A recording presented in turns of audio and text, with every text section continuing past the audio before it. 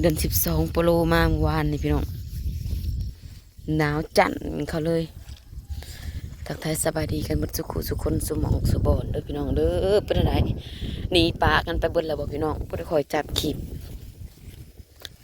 มื้อนี้ลูกอันพานี่ตื่นข้างหัวเขาไว้บ่ทันได้ตื่น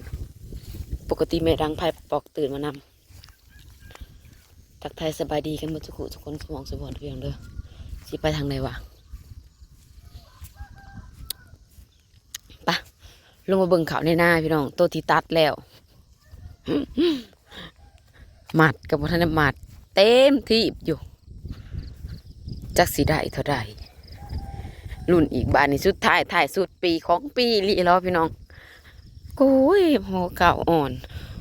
เขาหน้าจนขอนทงฮักกระไดหน้าเขา50ปลายมาอัน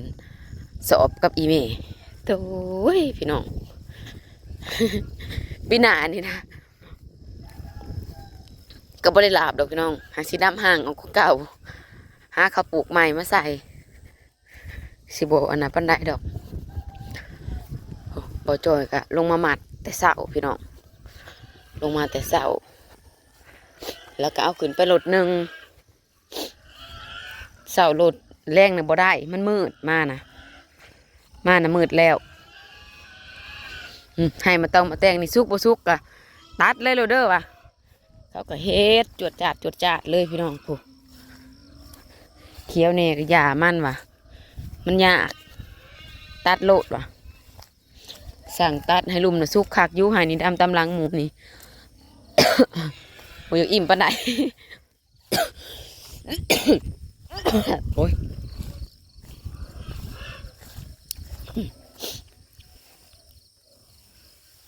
ซองให้หน่อยนี่พี่น้อง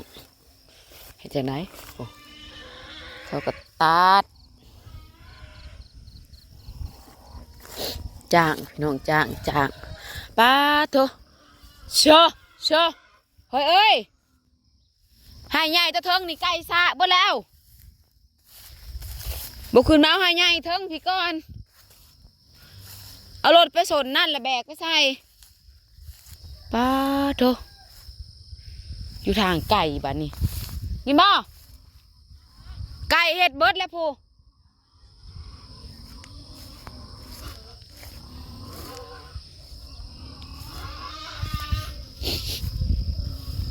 โอ้ขึ้นไปแล้วก็ค่ายแข็งแล้วบ้านี้นุ่งสงกษัตริย์ลงมา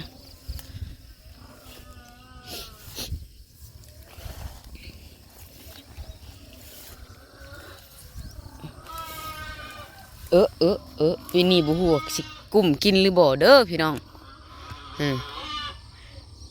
ตัดเรียบร้อยเบิดเลยยังแต่หมัด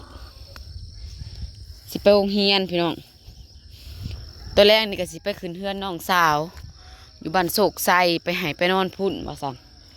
ยายกับบนสบายเนี่ยจักซี่ได้บ่อยากปะยายไปเนี่ย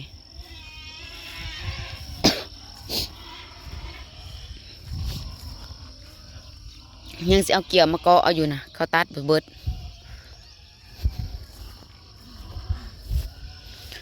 มันยังอยู่ได้เนี่ยสิเอาเกี่ยวแล้วมาเกาะเอาเขาตัดเบิดเนี่ย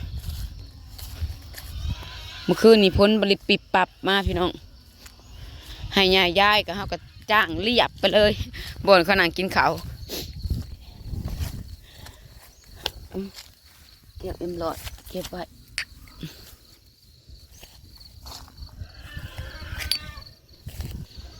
นี่แหละพี่น้องฮะของยายนะผัดย่างเคี้ยวอยู่กับมีบ้านนี้อันนี้ของยายพี่น้องของยายนี่เฮาก็จ้างกี่เบิ้ง3ไห้เฮาก็จ้างตัดไปเลยจ้างตัดน้ำกันกับของเฮาไปเลยพอจอยลงมาหมัดเอาฮักกะ6:08เฮ้ย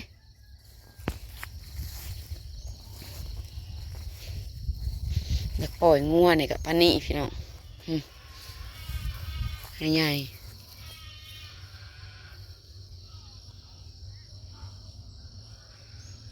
สำเร็จเสร็จสิ้นพี่น้องตัดเกี่ยวเกือบตายเกือบบ่แล้ว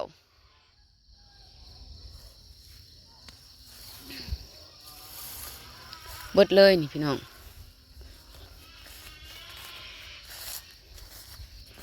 จากสีไรเด้อเขาตัดซ้ำอันนี้จากสีไรจากสอบผลแปลงทางรถผลมาได้นี่มันสีแล้วเลยก็เลยว่าบ่เฮ็ดซะสิถ่ายคลิปเอาหญ้าบ่ว่าบ่เฮ้ยหญ้า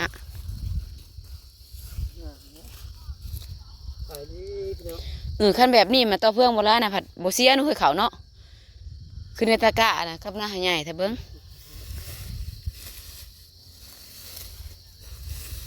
แหงขาปัญญัง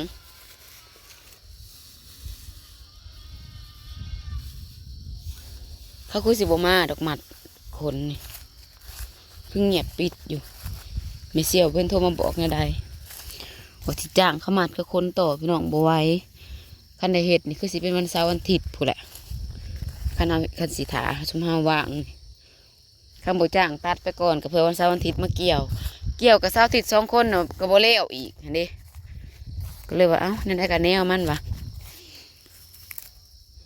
จ้างไม่ข้ามบ่มีบ่เนยมันยังมีบ่เบิดได้หะเนาะมันตัวล่มมันรับอันเราตัดบ่ได้ได้หะเนาะหน้าหวานได้นะจุ่มนะนี่แหละพี่น้องนี่ให้นี่เกี่ยงแอดแสด3 หายใหญ่เมื่อวานนี่หาหายใหญ่เขาตัดโอ้ยสีจามแหละป้าพี่น้องโค้งขึ้นปะย่างเบิดได้ในหลุมหน้าใหญ่ลงไปนี่แถวดำตำหลังนี่ย่างเบิดอันซุ่มดำตำหลังนี่ย่างเบิดเลยทางหน้าใหญ่หมวดนี่นะเราแบบเป็นหมาจักสิได้จักสอบเบิดนี่ได้ฮอดบ่อน30 สอบขนาดไปหอด30 40 40 50ให้ยุพี่น้องมันหนักคันตัวนี้ไปได้หอด40 50มันก็เหลือเสือแล้วจนขอนทงนะฮะก็ได้แต่50 ปลายบัดตัวขอนบัดตัวยังน้อยพอทีนี้ไปได้หลายกว่าซ้ำมันไปได้3 ตัว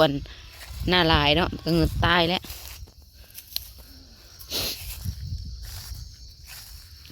เมงคามป้าตะปูตะโปดอยู่เฮ้ยป้าโถ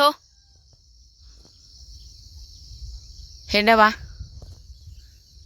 เศร้าก็เด้อพี่น้องเด้อข้างหดขาวไว้เลยได้สำนีพี่น้อง3 6 9 7 ตัว8 ตัว2 4 8 ตัวพี่น้อง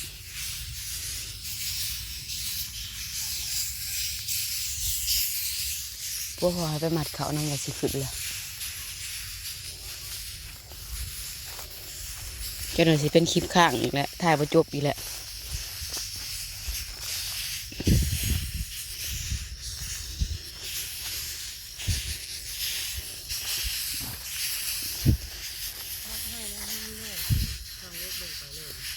ให้น้ำข่อยนี้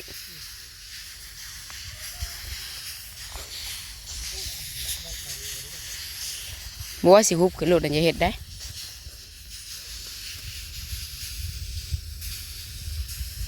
ยังบ่ทันพอรถบ่เนี่ยมาสิมัดซอยนี่นะ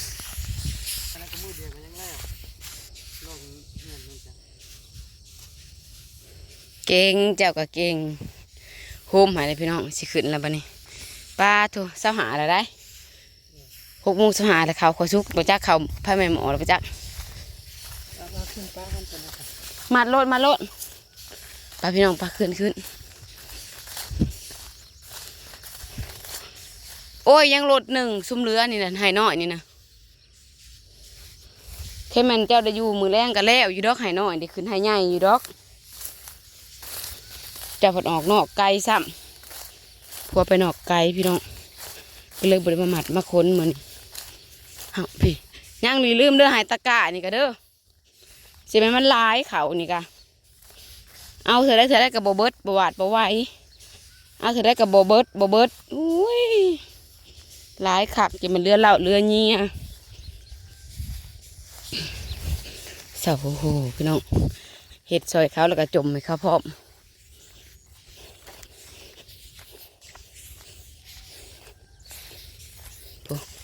เบิ่งต่อเพื่องเด้สมมาสิได้ขาวเป็นร้อยเป็นพันตายแหละหากก็ได้ข่าว34 สอบยังบ่ได้พอกินซ้